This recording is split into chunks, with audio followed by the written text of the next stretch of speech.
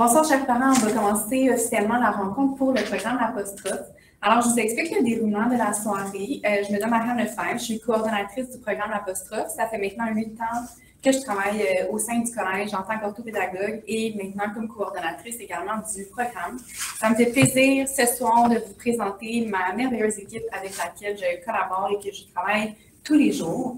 Donc, on va débuter avec la présentation de l'équipe du programme Apostrophe en ordre d'année. Alors, premièrement, me voici, comme je me suis présentée. Donc, si vous avez des questions durant la rencontre, il y a le chat qui va fonctionner. Je vous invite à poser vos questions dans le chat.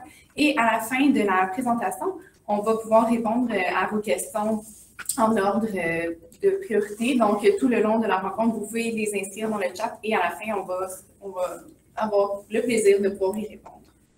Donc, tout d'abord, je vais inviter Mme Sasseville à se joindre à nous pour se présenter. Alors, bonjour tout le monde, j'espère que vous allez bien. Mon nom est Mme Sasseville, Marie-Jeanne Sasseville. Je suis enseignante en première secondaire au programme de l'Apostrophe. Je m'occupe aussi des services midi, dont vous allez entendre un peu plus parler dans les prochaines semaines. Donc, les services midi au premier cycle, donc en première et deuxième secondaire. En fait, j'invite Mme Lefebvre à présenter notre prochaine personne qui sera en secondaire 2. Alors, Mme Lacasse ne pouvait pas être présente ce soir. Donc, Mme Lacasse est une orthopédagogue de formation. On a d'ailleurs fait notre baccalauréat ensemble et elle a travaillé auparavant à l'école secondaire Vanguard, qui est vraiment spécialisée pour les enfants ayant soit un trouble d'apprentissage ou un trouble déficitaire de l'attention. Et elle a été engagée pour notre équipe cette année pour travailler auprès des deuxièmes et des cinquièmes secondaires. Elle va également s'occuper de l'aide technologique auprès des élèves qui ont des ordinateurs nouvellement arrivés au collège. Et elle va également faire quelques séances en orthopédagogie pour me soutenir et soutenir Mme Myriam Perrault. D'ailleurs, j'invite Mme Perrault à se présenter. Alors, bonsoir à tous. Je suis bien contente d'être là ce soir. Alors, je me présente, je suis Myriam Perrault. Cette année, je serai enseignante ressources au programme L'Apostrophe en secondaire 3, ainsi qu'en secondaire 4, et je suis également orthopédagogue. Nous avons un autre enseignant de ressources en secondaire 4 en mathématiques, qui est M. Gélina. Malheureusement, il ne peut pas être avec nous ce soir. Alors, M. Gélina s'ajoute à notre belle équipe à l'Apostrophe cette année en mathématiques de secondaire 4, mais il continue aussi à avoir une charge d'enseignement régulier également en mathématiques. En ce qui concerne le fonctionnement de l'Apostrophe en secondaire 1 et 2, les élèves seront retirés de leur classe de mathématiques ou de français à raison de 2 périodes en français et 2 périodes en mathématiques sur le cycle de 12 jours. Donc, l'élève ne perdra pas d'acquis dans ses cours, inquiétez-vous pas. On collabore de façon très, très assidue avec les enseignants des cours respectifs. Donc, on s'assure du meilleur suivi pour votre enfant en fait, et nos élèves.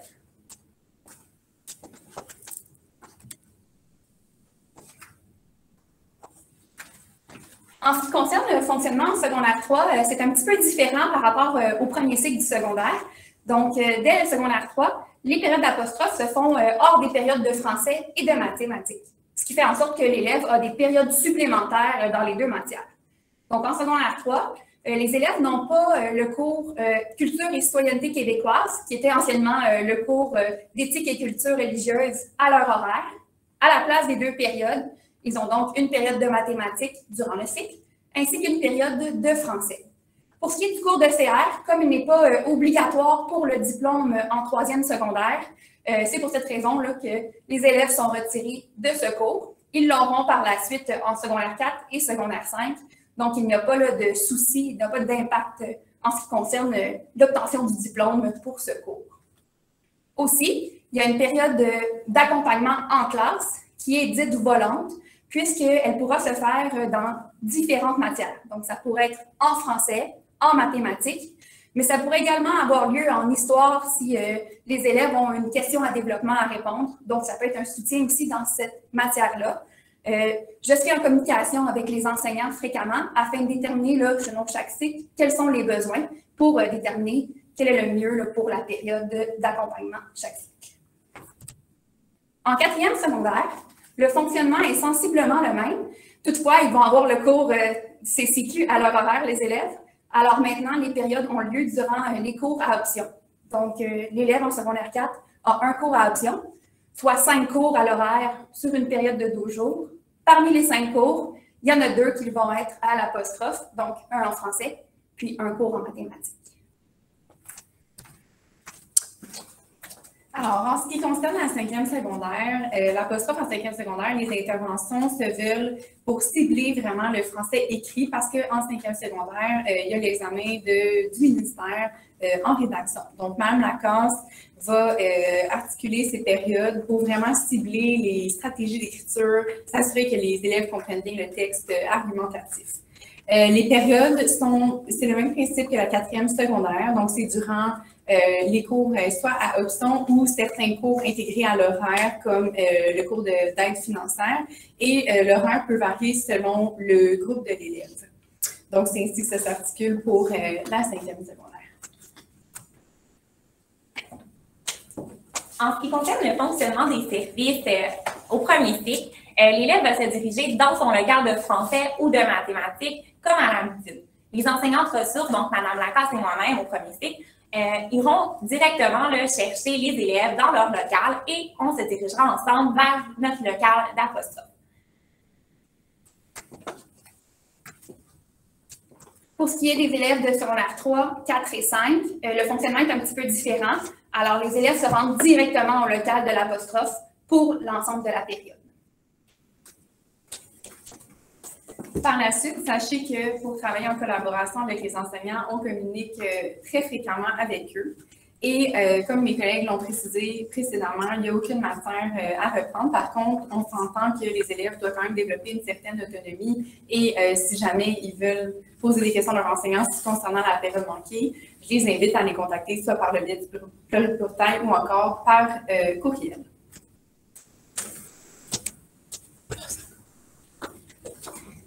Concernant la réussite du programme, la plupart des parents, on vous a rencontré avant l'intégration du programme l'apostrophe pour une entrevue.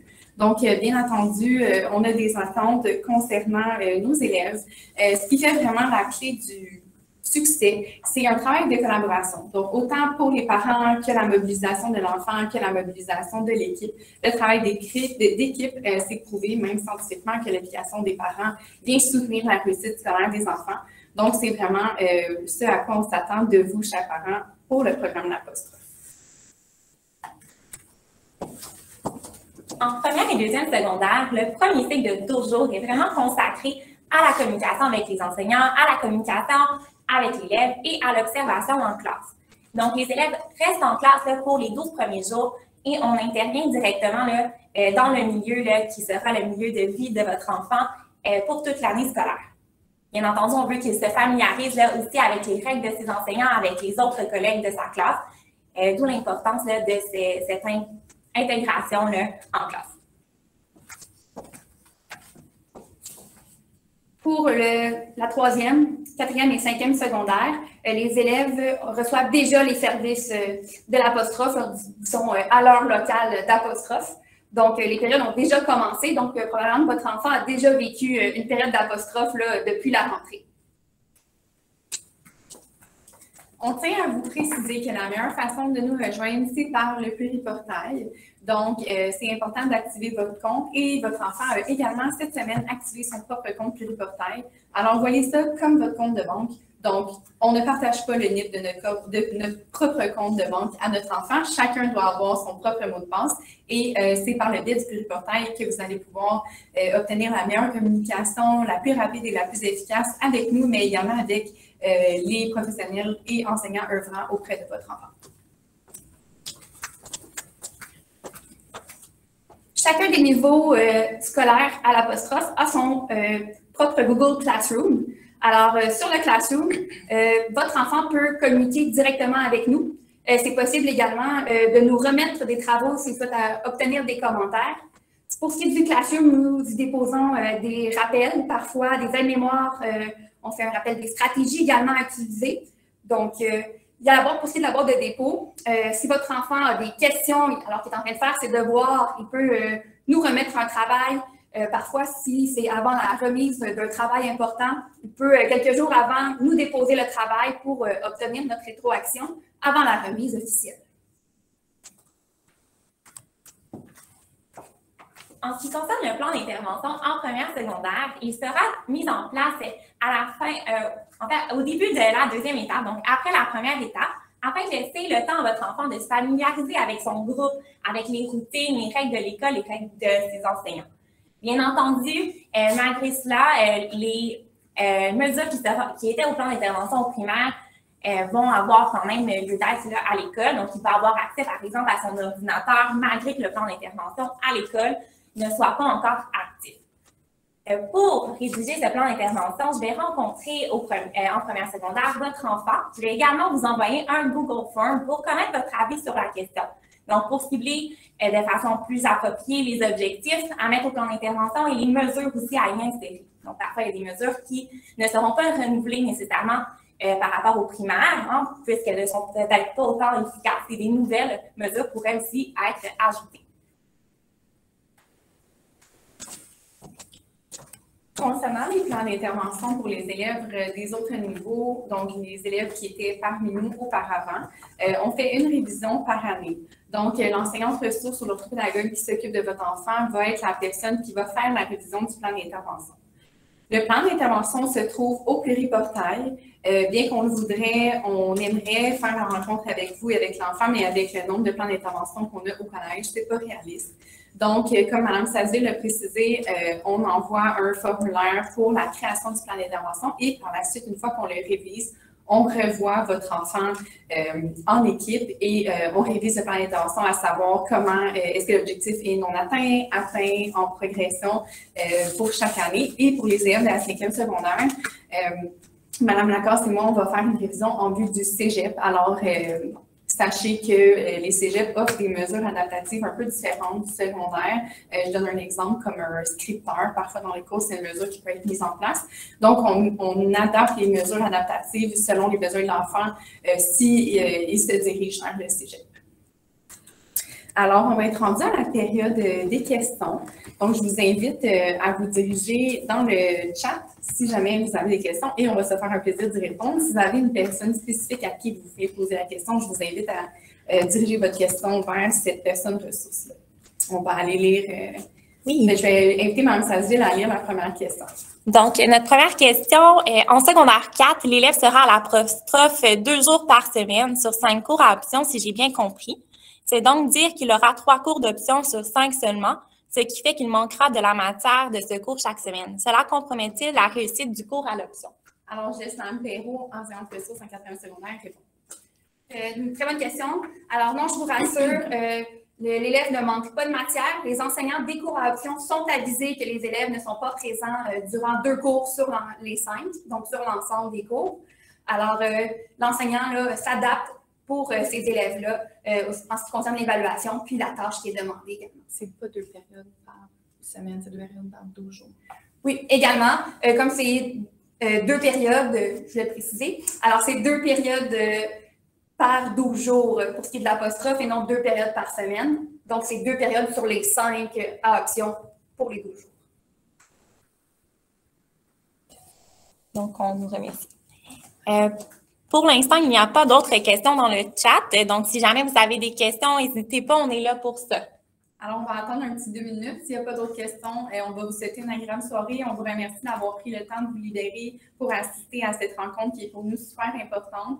Notre rôle, c'est de supporter votre enfant, de le soutenir tout comme vous et de veiller à sa réussite. Et on espère qu'en travail d'équipe, on pourra mener votre enfant vers l'autonomie et vers le meilleur objectif qui est l'obtention de son diplôme au Collège citoyen. Donc, Mme Lefebvre, nous avions une autre question. Donc, si je comprends bien, il n'y a pas de rencontre avec l'élève et les parents. Pour le plan d'intervention. Pour le plan d'intervention. C'est qui a posé cette question-là? Oui.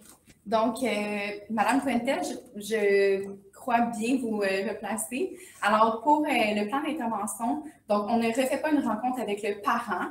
Quand l'enfant est admis au programme apostrophe, on fait une entrevue là, avec le parent pour déterminer les besoins du plan d'intervention. Mais par la suite, une fois que le plan est mis en place, votre enfant est vraiment rencontré avec l'enseignante ressource pour la rédaction du plan et on vous envoie une demande de signature par le pluriportail. C'est une signature qui est électronique. Advenant le cas où vous liriez le plan d'intervention et que vous auriez des questionnements ou encore vous voudriez ajouter une mesure, en retirer une, c'est important de vous diriger vers l'enseignante ressource de votre enfant et soit de planifier un appel téléphonique avec cette enseignante ressource-là pour être capable de faire la modification du plan d'intervention. Et une fois que vous êtes satisfait de l'élaboration du plan, je vous invite à faire la signature électroniquement. Vous allez recevoir un courriel par le pluriportail dans lequel il y a un lien. Vous cliquez sur le lien et ça vous apporte directement dans le plan d'intervention. J'espère répondre à votre question.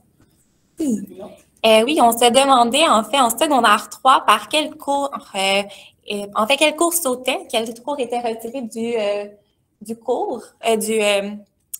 programme, pardon, pour être remplacé par l'apostrophe. Je vais laisser Mme Perrault répondre. Alors, en troisième secondaire, c'est le cours de culture et citoyenneté québécoise qui était anciennement le cours d'éthique et culture religieuse. Donc, le cours a changé cette année. Alors, c'est ce cours-là qui saute cette année et qui est remplacé par 2 périodes à l'apostrophe. Donc, les périodes à l'apostrophe sont des périodes supplémentaires pour l'élève par rapport à son cours de français et de mathématiques. On s'est questionné aussi dans le chat concernant l'accès à l'enregistrement de la séance d'aujourd'hui. En fait, comme notre collègue M. Dufresne l'a mentionné dans le chat, le lien de la présentation sera partagé prochainement par la direction de niveau.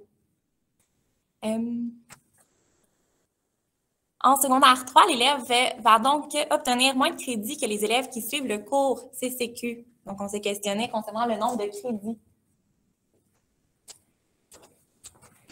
C'est une bonne question. Je vais m'interroger auprès de la direction. Je ne crois pas que c'est en termes de crédit parce que ce n'est pas un cours qui est nécessaire à l'obtention du diplôme en 3e secondaire.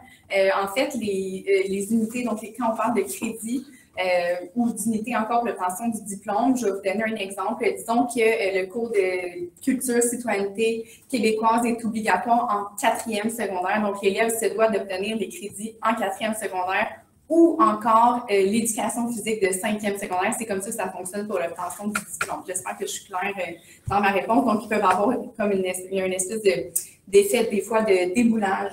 Mais pour m'assurer de ma réponse, je vais quand même me diriger là, vers la direction, puis je vais prendre en note votre nom et vous répondre spécifiquement. Merci. Alors, on vous remercie encore pour... Oui, nous allions fermer le micro. On va fermer le micro. Alors, je vous remercie encore de votre temps. Désolée pour les petits problèmes techniques. Puis, on vous souhaite une agréable soirée et au plaisir de vous rencontrer officiellement.